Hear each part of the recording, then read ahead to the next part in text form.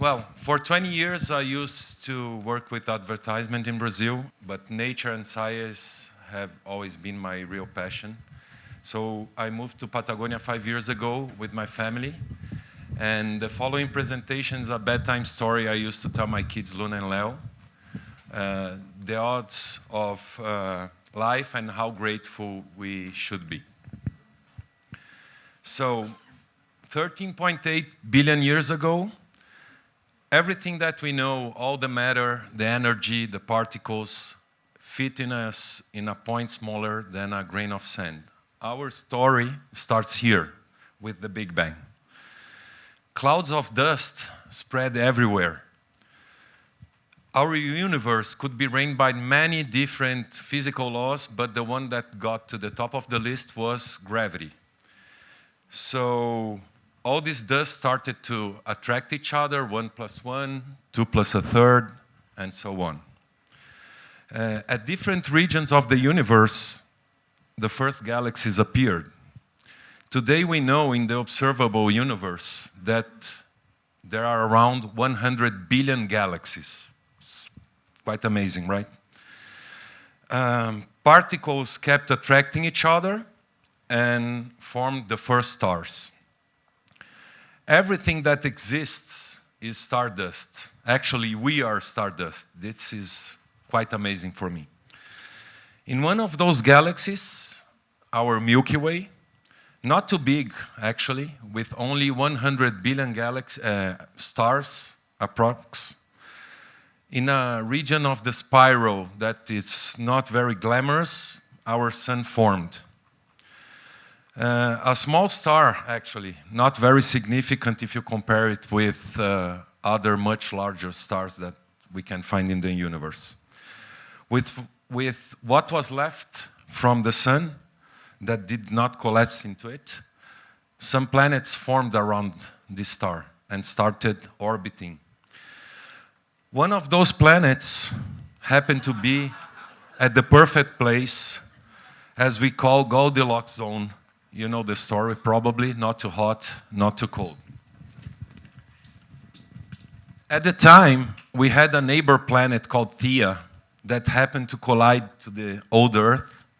And 4.5 billion years ago, approx as well, the planet that we know today was finally formed. With the impact, part of the material was catapulted to space and formed our moon. If you analyze moon soil, you'll see that it's exactly what we have down here.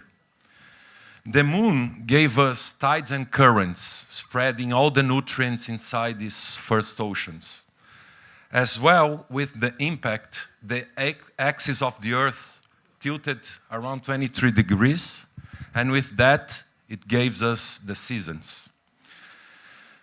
Icy comets started bombarding the Earth and brought us the water we have here.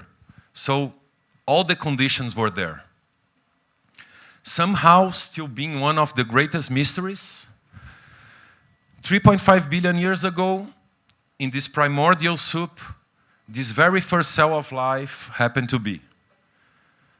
What are the odds? 0.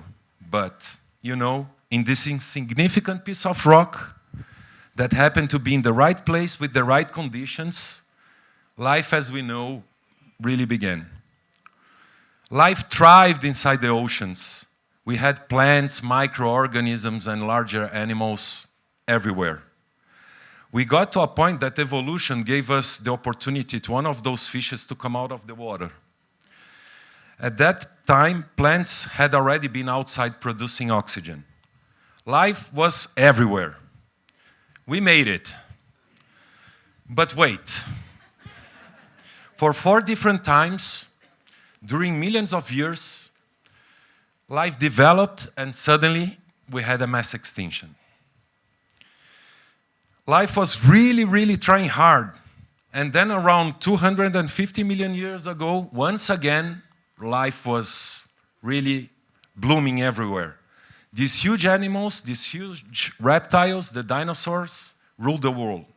Mammals at the time were minuscule and living inside slits and being afraid of the big guys. But wait, once again, something's about to happen. This huge meteor came and hit us. Bye-bye dinosaurs and 90% of the life we got around here. Fifth mass extinction.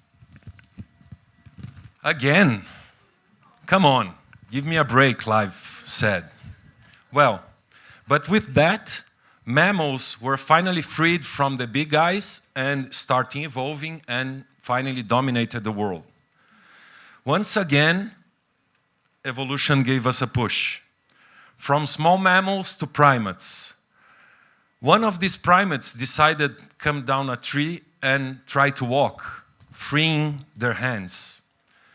We dominated fire, we hunted and gathered, we were nomads that knew nature very, very profoundly.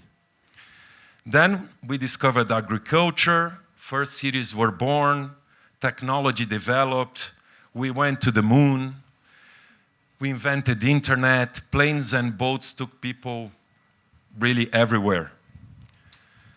And then the pandemic came. 6.5 million people passed away during this period. I believe a period in which people started realizing how ephemeral life really is.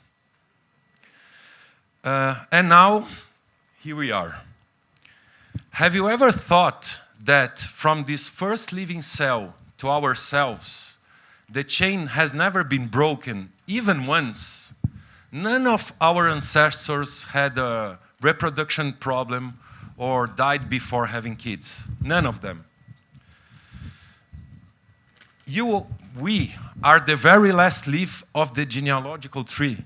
If you happen to have kids, maybe you are one leaf before, but we are there. What are the odds? Exactly. 0, but you know, we are here. The genetic code, the DNA, can generate generates viable versions of us, is capable of producing 1 million trillion viable versions of us. But so far, life has only produced this number of all possible humans. You are one of those humans. You were the winner of a competition that had around 1 billion spermatozoids. What are the odds? You know? You walk, you talk, you speak, you hear. What are the odds? You happen to be born in a place that gave you the opportunity to be the person you are today, and mainly with possibilities. What are the odds? There are some people that complain they have been playing the lottery for their whole lives and can't win without knowing that mathematically they already won the lottery millions and millions of times.